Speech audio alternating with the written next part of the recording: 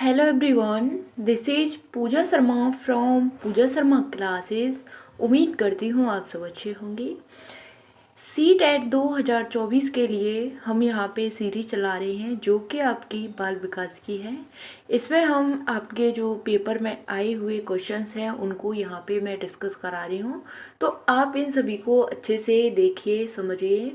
देखते हैं किस तरीके के आपके क्वेश्चंस बनते हैं, किस तरीके आपके क्वेश्चन वहाँ पे पूछे जाते हैं और आपको किस तरीके से क्वेश्चंस को सॉल्व करना है। तो चलिए समझते हैं पेडागोजी। यह आपके क्वेश्चंस हैं, स्टार्ट करते हैं। आपको वीडियो पसंद आती है तो वीडियो को लाइक कर देना और चैनल पर नए आए हैं तो चैनल को सब्सक्राइब जरूर कर लेना। स्टार्ट करते हैं। क्वेश्चन नंबर 1 आता है आपका। आपको बताना है विकास के बारे में। विकास क्या है, विकास के बारे में बताना है। यह आपका जो डेवलपमेंट चैप्टर है, यहाँ से आपका एक क्वेश्चन पूछा जाता है तो आपको अच्छे से समझना है। तो विकास के बारे में हम बात करते हैं तो विकास एक अनिरंतर प्रक्रिया है। विकास कैसी प्रक्रिया है? अनिरंतर प्रक्रिया है। या फिर ऑप्शन 2 आता है कि एक क्रमिक प्रक्रिया है। या ऑप्शन 3 आता है व्यक्तिगत कारकों से प्रभावित होता है लेकिन वातावरणीय कारकों से विकास प्रभावित नहीं होता है। ऑप्शन 4 आता है आपका कि वातावरणीय कारकों से प्रभावित होता है लेकिन व्यक्तिगत कारकों से नहीं। तो यहाँ पे बताना है इसका सही आंसर क्या हो जाता है। विकास की मैं यहाँ पे बात करूँ तो विकास आपकी कैसी प्रक्रिया है? तो यह आपकी क्रमिक प्रक्रिया है। कैसे चलती है? क्रमबद्ध चलती है। तो विकास आपकी कैसी प्रक्रिया हो जाती है? क्रमिक प्रक्रिया हो जाती है। अनिरंतर की बात करते हैं, यह बात आपकी गलत हो जाती है क्योंकि जो विकास है आपका अनिरंतर प्रक्रिया नहीं है आपकी, यह निरंतर चलने वाली प्रक्रिया है। यहाँ पे आता है कि व्यक्तिगत कारकों से प्रभावित होता है लेकिन वातावरणीय कारकों से नहीं। तो यह बात आपकी गलत हो जाती है। यह आपका दोनों कारकों से प्रभावित होता है।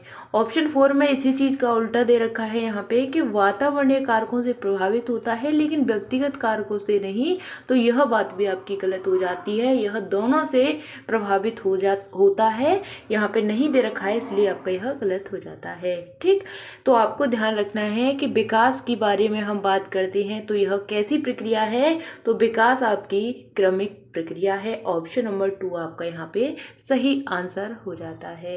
क्वेश्चन नंबर आपका 2 आता है कि निम्न में से कौन सा विकास को प्रभावित करने वाला वातावरणीय कारक है? आपको बताना है निम्नलिखित में से कौन सा विकास को प्रभावित करने वाला वातावरणीय कारक है। तो यह आपका यहाँ पे वंशाणु होता है, आनुवंशिकता होती है, परिपक्वता होती है या फिर आपका विद्यालय होता है। निम्नलिखित में से कौन सा आपको बताना है कि विकास को प्रभावित करने वाला वातावरणीय कारक हो जाता है। तो यह आपका यहाँ पे विद्यालय हो जाता है। यह आपका विकास को प्रभावित करता है। आपसे पूछा है कि जो आपका वातावरणीय कारक है, वातावरणीय कारक की हम बात करते हैं तो आपका विद्यालय हो जाता है। जो आपका वंशाणु है यह आपका वातावरणीय नहीं है, आनुवंशिकता है। यहाँ पे भी आनुवंशिकता, परिपक्वता यह नहीं है।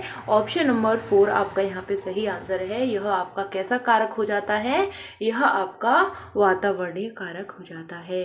क्वेश्चन नंबर 3 आता है कि बहुत छोटे बच्चों के लिए निम्न में से कौन सा सामाजिकरण का प्राथमिक और प्रधान घटक है?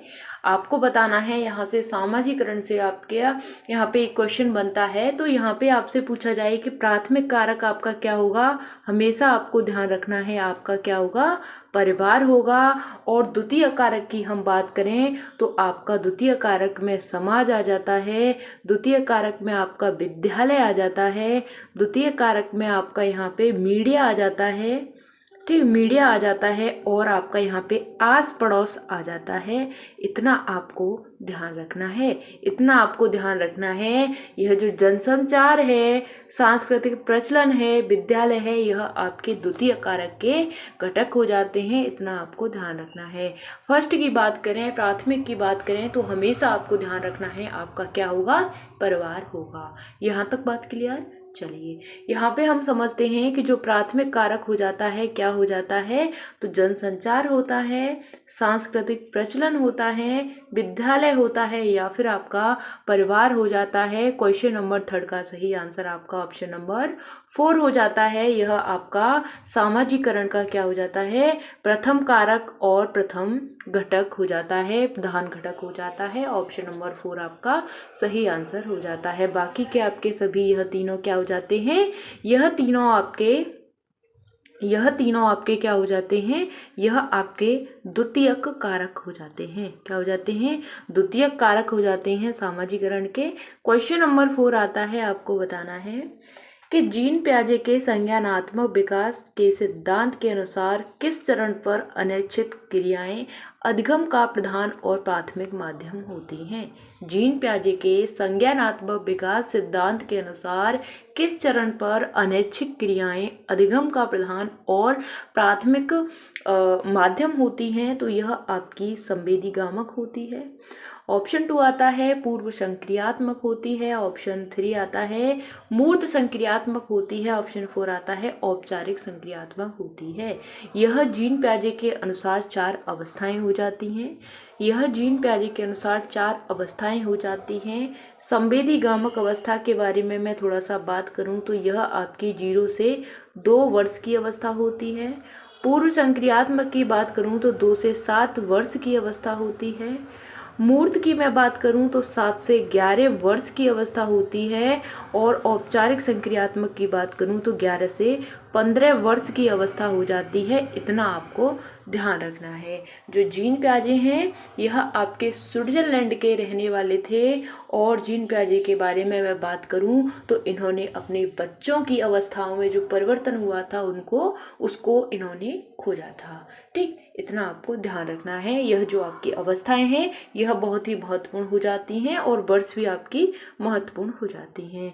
तो यहाँ पे आपसे पूछा है कि संज्ञानात्मक विकास सिद्धांत के अनुसार किस चरण पर, यानी इन चारों चरणों में से किस चरण पर अनैच्छिक क्रियाएं अधिगम मतलब होता है सीखना, अधिगम का प्रधान और प्राथमिक माध्यम होती हैं। तो क्वेश्चन नंबर 4 का यहाँ पे सही आंसर होता है, यह आपकी संवेदीगामक अवस्था होती है। कौन सी होती है, अनैच्छिक क्रियाएं करता है बच्चा, कौन सी अवस्था में, संवेदीगामक अवस्था में। यहाँ पे बच्चा है जो प्रकाश की तरफ आकर्षित होता है, इतना आपको ध्यान रखना है। ठीक, यहाँ पे अनैच्छिक क्रियाओं की हम बात करें तो अपने हाथ पैरों को फेंकता है, जब उसको भूख लगी होती है तो वह रोता है, तो यही आपकी अनैच्छिक क्रियाएं कहलाती हैं। क्वेश्चन नंबर 5 आता है कि जीन पियाजे के अनुसार नई जानकारी की समझ बनाने के लिए मौजूदा स्कीमा में बदलाव की प्रक्रिया क्या कहलाती है। मौजूदा स्कीमा में बदलाव की प्रक्रिया क्या कहलाती है, किसके अनुसार बताना है, जीन पियाजे के अनुसार आपको बताना है। तो यहाँ पे हम बात करते हैं किसकी, नई जानकारी की। किसकी बात करते हैं, नई जानकारी की हम बात करते हैं यहाँ पे। तो यह आपका केंद्रीकरण कहलाती है, यह आपका समायोजन कहलाती है, या असंतुलनीकरण कहलाती है, या संवेदन कहलाती है। तो नई जानकारी की समझ बनाने के लिए मौजूदा स्कीमा में बदलाव की प्रक्रिया यह आपकी क्या कहलाती है, तो यह आपकी समायोजन कहलाती है। क्या कहलाती है, समायोजन कहलाती है। ऑप्शन नंबर 2 यहाँ पे आपका सही आंसर हो जाता है। क्वेश्चन नंबर 6 आता है, आपको बताना है कि समीपस्थ विकास का क्षेत्र संप्रत्यय निम्न में से किसने प्रतिपादित किया था। समीपस्थ विकास का क्षेत्र संप्रत्यय निम्न में से किसने प्रतिपादित किया था, तो यह आपके जेरोम ब्रूनर हो जाते हैं। ऑप्शन 2 आता है कि BF स्किनर हो जाते हैं, लेव वाइगोत्स्की हो जाते हैं, या फिर आपके हार्वर्ड गार्डनर हो जाते हैं। तो यहाँ पे बताना है कि जो आपका समीपस्थ विकास का क्षेत्र है यह किसके द्वारा प्रतिपादित किया गया था, तो यह आपके कौन हो जाते हैं, वाइगोत्स्की हो जाते हैं। इतना आपको ध्यान रखना है, यह वाइगोत्स्की हैं, यह आपके समाज संस्कृति और भाषा, ठीक, इन चीज़ के लिए यह जाने जाते हैं। किसके लिए? जहाँ पे आपको समाज दिख जाए, संस्कृति दिख जाए, भाषा दिख जाए, यह इनके क्या हो जाते हैं? 3 टूल्स हो जाते हैं। इसको हम बोलते हैं SEL। इतना आपको ध्यान रखना है। SEL से आपको याद रखना है सोशल, कल्चरल और लैंग्वेज, यह इनके क्या हैं? 3 टूल्स हो जाते हैं। इतना आपको ध्यान रखना है, यंत्र हो जाते हैं। ठीक, अब हम यहाँ पे बात करते हैं, आगे बढ़ते हैं। क्वेश्चन नंबर आपका नेक्स्ट आता है हार्वर्ड गार्डनर की। मैं यहाँ पे बात करूँ तो इन्होंने जो बुद्धि है वह कितने प्रकार की बताई है? तो बुद्धि इन्होंने 8 प्रकार की बताई है। 8 टाइप की इन्होंने बुद्धि बताई है। स्किनर की मैं बात करूँ तो इन्होंने चूहों पर प्रयोग किया था और साथ ही आपका कबूतर पर इन्होंने प्रयोग किया था।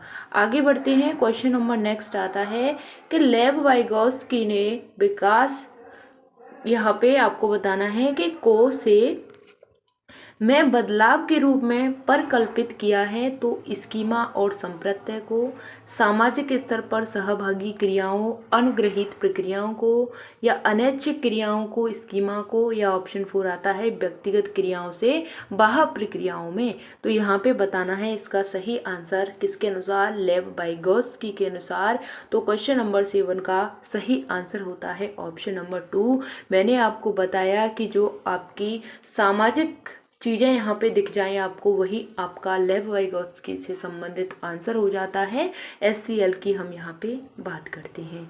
यहाँ तक बात क्लियर? चलिए आगे बढ़ते हैं। क्वेश्चन नंबर 8 आता है लॉरेंस कोहलबर्ग ने बच्चों और वयस्कों में नैतिक तर्क की व्याख्या करते हुए यहाँ पे बताना है कि चरणों का क्रम प्रतिपादित किया था। लॉरेंस कोहलबर्ग ने बच्चों और वयस्कों में नैतिक तर्क की व्याख्या करते हुए तो यहाँ पे बताना है कि कितने चरणों का जो क्रम है वह प्रतिपादित किया था। तो इसका सही आंसर होता है आपका यहाँ पे क्वेश्चन नंबर 8 का ऑप्शन नंबर यहाँ पे 2 होता है। इन्होंने कितने चरण दिए हैं? तो यहाँ पे इन्होंने 6 चरण दिए हैं। लॉरेंस कोहलबर्ग की हम बात करें तो यह किसके लिए जाने जाते हैं? तो यह आपके नैतिक विकास के लिए जाने जाते हैं। किसके लिए? नैतिक विकास के लिए जाने जाते हैं। कौन? आपके लॉरेंस कोहलबर्ग। क्वेश्चन नंबर 9 आता है कि संरचनावादी उपागम के अनुसार आपको बताना है कि संरचनावादी उपागम के अनुसार निम्न में से कौन से घटक को विद्यार्थियों में नहीं बढ़ाना चाहिए? संरचनावादी उपागम के अनुसार निम्न में से कौन से घटक को विद्यार्थियों में नहीं बढ़ाना चाहिए? तो समस्या समाधान, या फिर निर्देशित खोज को, या सहयोगी अनुमान को, या कंठस्थ स्मरण को। तो यहाँ पे आपको बताना है कि हमें संरचनावादी उपागम के अनुसार हमें कौन से घटक को विद्यार्थियों में नहीं बढ़ाना चाहिए। तो यहाँ पे इसका सही आंसर ऑप्शन नंबर 4 हो जाता है, जो आपका कंठस्थ स्मरण होता है, यानी बच्चे रोट मेमोराइज करते हैं, यानी कि रटते हैं, उन चीज़ों को हमें बच्चों में नहीं बढ़ाना चाहिए। इसलिए आपका ऑप्शन नंबर 4 सही आंसर हो जाता है।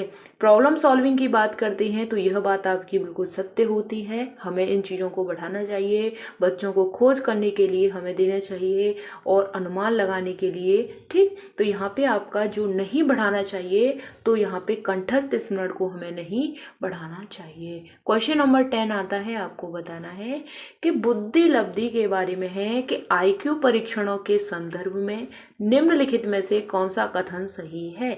IQ परीक्षणों के संदर्भ में निम्नलिखित में से कौन सा कथन सही है? तो ऑप्शन 1 आता है कि वे बहुत व्यापक तरीके से बुद्धि को क्या करते हैं?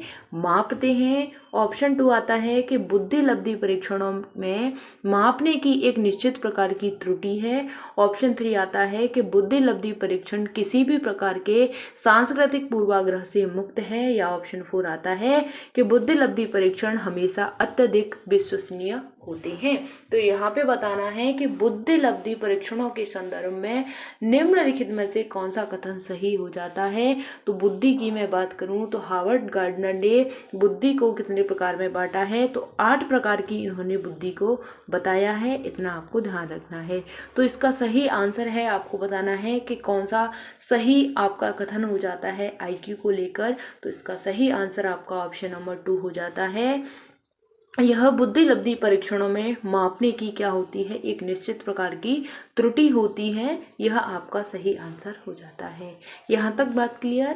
ठीक, आपको वीडियो पसंद आती है तो वीडियो को लाइक कर देना और चैनल पर नए आए हैं तो चैनल को सब्सक्राइब जरूर कर लेना। मैंने आपको यहाँ पे यूपी टेट के जो प्रीवियस ईयर क्वेश्चन पेपर हैं, ठीक, यूपी टेट के वह मैंने करा दिए हैं, आप देख सकते हैं प्लेलिस्ट में जाकर, जो आपके 10 ईयर्स हैं, ठीक, 10 ईयर्स।